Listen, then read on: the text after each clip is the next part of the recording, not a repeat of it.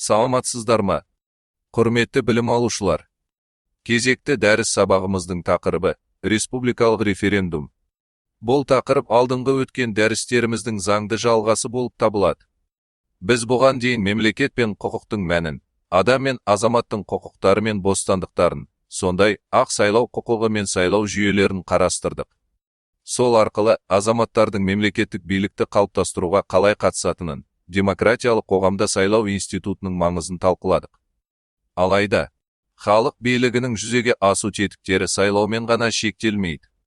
Қазақстан Республикасының Конституциясына сәйкес, халық өз билігін тікелей де, өкілді органдар арқылы да жүзеге асырады. Міне, осы тікелей демократия институттарының бірі республикалық референдум болып табылады. Референдум аса маңызды мемлекеттік мәселелерді бүкіл халықтық дауыс беру арқылы шешу тәсілі. Ол халықтың еркін білдірудің ең жоғары нысаны ретінде мемлекеттің саяси, құқықтық жүйесінде ерекше орын алады.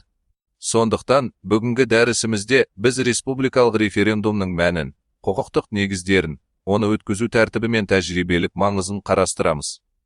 Бұл тақырыпты зерделеу арқылы, сіздер халық билігінің нақты жүзеге асу жолдарын, референдум мен сайлаудың айырмашылықтарын, сондай-ақ еліміздегі конституциялық құқықтық реформалар тарихындағы референдумдардың орнын толық түсінетін боласыздар. Дәріс мақсаты: Қазақстан Республикасындағы республикалық референдумның мәнін, түрлерін, өткізу тәртібі мен қағидаларын түсіндіру. Дәріс міндеттері: демократияның тікелей нысаны ретінде референдумның мазмұнын ашу. Референдумға шығарылатын және шығарылмайтын мәселелерді талдау. Қазақстандағы референдумдарды ұйымдастыру тәжірибесін қарастыру. Дәріс өзектілігі: республикалық референдум халық еркін тікелей білдірудің негізгі құралы. Ол мемлекеттің демократиялық даму деңгейін айқындайды және саяси жүйенің ашықтығын қамтамасыз етеді. Дәрістің жоспары төмендегідей сұрақтардан тұрады. Бірінші сұрақ: республикалық референдумның мәні мен маңызы. Екінші сұрақ: референдум өткізу тәртібі мен қағидалары. Үшінші сұрақ: референдумды ұйымдастыру және өткізу тәжірибесі. Бір сұрақ: республикалық референдумның мәні мен маңызы. Референдум халық билігінің тікелей нысаны, яғни мемлекеттің және қоғамның аса маңызды мәселелерін бүкіл халықтық дауыс беру арқылы шешу тәсілі. Бұл ұғым латын тілінен референдум хабарлануға тиіс нәрсе деп аударылады. Қазақстан Республикасының Конституциясының үшінші бабының екінші тармағында көрсетілгендей, халық билікті тікелей республикалық референдум және еркін сайлау арқылы жүзеге асырады. Демек, референдум азаматтардың мемлекетті басқаруға тікелей қатысуының айқын көрінісі. Оның демократиялық мәні халықтың еркін білдіруі арқылы саяси шешімдердің заңдылығын нығайтуға негізделеді. Референдумның негізгі ерекшеліктері: тікелей демократия құралы азаматтар делдалсыз, тікелей өз еркін білдіреді. Бұл өкілді демократиядан мәжілістер, парламент арқылы айырмашылығы. Халықтық сипат: шешімге барлық сайлау құқығы бар азаматтар қатысады. Заңдық күші жоғары қабылданған шешімдер мемлекет үшін міндетті болып табылады, және оларды қайта қарау тек жаңа референдум арқылы мүмкін. Жалпыұлттық маңызы бар мәселелерді шешу: конституция қабылдау, оған өзгерістер енгізу, мемлекеттің саяси бағытын айқындау секілді түбегейлі сұрақтар. Демократиялық мәні. Референдум демократияны жүзеге асырудың тікелей формасы. Оның демократиялық мәні бірнеше қырынан көрінеді. Халық еркін білдірудің жоғары нысаны. Референдум нәтижелері мемлекеттік билік органдары үшін міндетті, өйткені ол бүкіл халықтың еркін білдіреді. Билік пен халық арасындағы сенімді күшейтеді. Халық маңызды мәселелер бойынша шешім қабылдауға қатысқан жағдайда саяси тұрақтылық артады. Саяси мәдениетті қалыптастырады. Референдум азаматтардың саяси белсенділігін арттырады. Олардың құқықтық сана сезімін дамытады. Биліктің заңдылығын нығайтады. Референдум арқылы қабылданған шешімдер қоғамда жоғары легитимділікке ие болады. Екінші сұрақ: республикалық референдум түрлері, қағидалары және өткізу тәртібі. Референдумның негізгі екі түрі бар. Бірінші: резолютивті референдум қабылданған шешім қосымша бекітуді қажет етпей, бірден міндетті күшке ие болады. Мұндай референдумда қабылданған шешім қосымша мемлекеттік органдардың бекітуін немесе ратификациясын қажет етпейді. Ол бірден құқықтық акт ретінде күшіне енеді, және мемлекеттік билік органдары үшін де, азаматтар үшін де міндетті болып табылады. Қазақстан Республикасының конституциялық тәжірибесінде резолютивті референдум ерекше маңызға ие.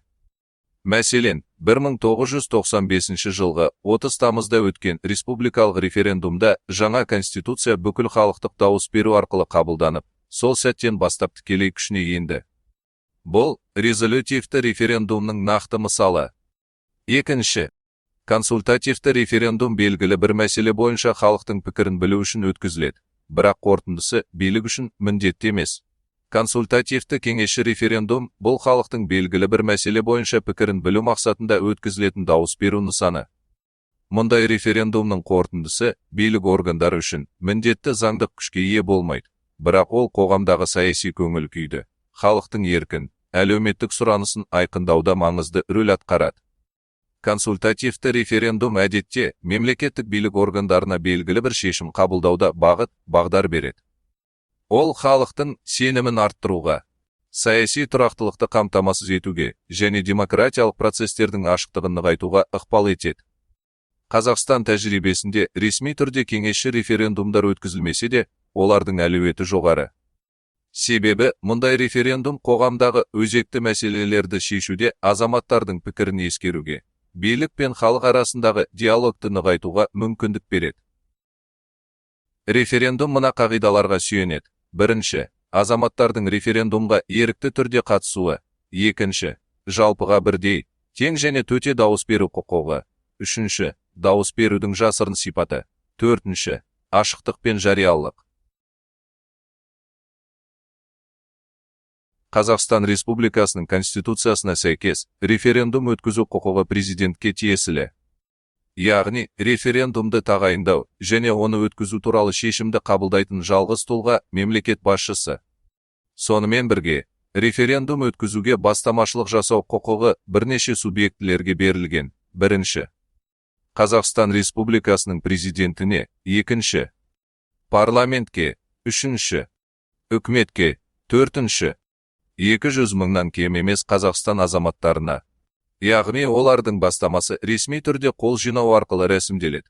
Бұл норма халықтың тікелей демократия құралдарын пайдалануына жол ашады және мемлекеттік биліктің шешім қабылдау процесіне азаматтардың қатысуына мүмкіндік береді. Үшінші сұрақ. Референдумды ұйымдастыру және өткізу тәжірибесі. Қазақстанда республикалық референдумды ұйымдастыру мен өткізу Конституция мен республикалық референдум туралы 1995 жылғы конституциялық заңда реттеледі. Бұл заңда референдумға бастамашылық жасау тәртібі, оны тағайындау құқығы, ұйымдастыру кезеңдері және өткізу рәсімдері нақты бекітілген. Референдумды ұйымдастырудың негізгі кезеңдері төмендегідей ретпен жүзеге асырылады. Бірінші, бастамашылық ету. Референдум өткізу туралы ұсынысты Қазақстан Республикасының президенті, парламент, үкімет немесе 200 мыңнан кем емес азаматтар жасай алады. Бұл халықтың саяси еркін білдіруінің алғашқы сатысы болып табылады. Екінші, тағайындау. Референдум өткізу туралы шешімді қабылдау құқығы тек президентке берілген. Сондықтан референдумның ресми түрде жариялануы президенттің шешіміне байланысты. Үшінші, дайындық жұмыстары. Референдумды өткізу үшін орталық референдум комиссиясы және аумақтық комиссиялар құрылады. Олар сайлаушылар тізімін жасайды, дауыс беру учаскелерін анықтайды, ақпараттық түсіндіру жұмыстарын жүргізеді. Төртінші, дауыс беру. Азаматтар жасырын дауыс беру арқылы өз ұстанымын білдіреді. Әрбір сайлаушы бір ғана дауысқа ие болады. Бұл сайлаудың әділдігін қамтамасыз етеді.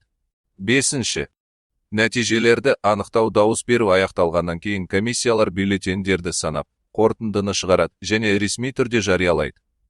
Бұл кезеңде референдумның заңдылығын, әділдігін және ашықтығын қамтамасыз ету үшін міндетті түрде сақталуы тиіс. Қазақстандағы республикалық референдумдар. Қазақстан тәуелсіздік алғаннан кейін халықтың еркін білдірудің маңызды құралы ретінде бірнеше республикалық референдумдар өткізілді. Олар елдің саяси, құқықтық дамуына елеулі ықпал етті. 1995 жылғы 29 сәуір Қазақстан Республикасының президенті Нұрсұлтан Назарбаевтың өкілеттігін 2000 жылдың 1 желтоқсанына дейін ұзарту туралы референдум өткізілді.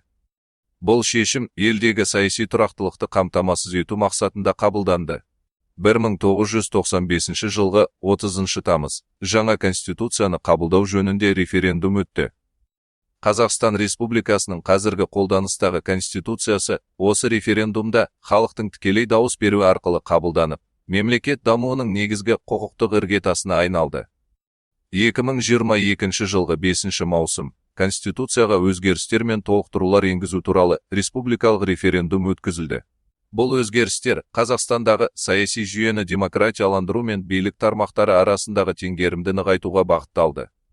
2024 жылғы 6 қазан Қазақстанда атом электр станциясын салу туралы республикалық референдум өтті. Бұл халықтың энергетикалық қауіпсіздік пен экологиялық мәселелерге қатысты көзқарасын айқындаудың маңызды тетігі болды. Осы референдумдар Қазақстан халқының ел тағдырын шешуші мәселелерге қатысуының айқын көрінісі болып табылады. Қазақстандағы референдумдардың құқықтық негіздері.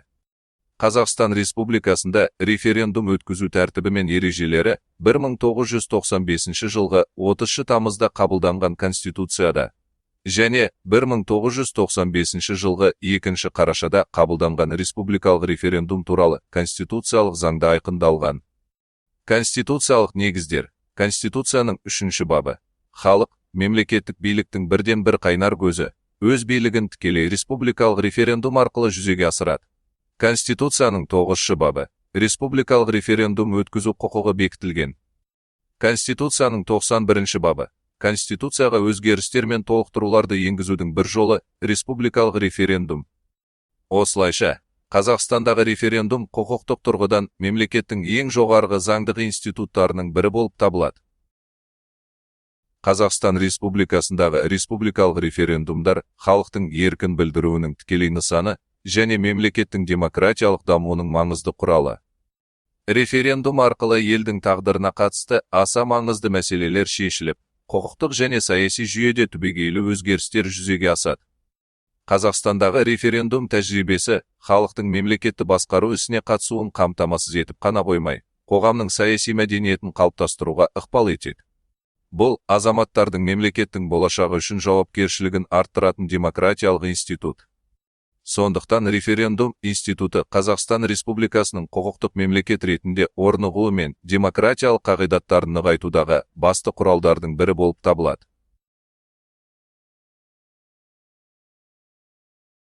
Дәріс бойынша пайдаланылған қайнар көздер мен әдебиеттер тізімі. Қазақстан Республикасының Конституциясы. Республикалық референдум туралы Қазақстан Республикасының 1995 жылғы 2 қарашадағы конституциялық заңы. Иманбердиевтің Қазақстан Республикасының конституциялық құқығы атты кітабы. Шымкент, 2018 жыл. Құрметті білім алушылар, назар салып тыңдағандарыңызға рахмет. Осымен біздің кезекті дәріс сабағымыз аяқталды. Егер дәріс мазмұны бойынша сұрақтарыңыз болатын болса, беймарал қойыңыздар. Сіздің сұрағыңыз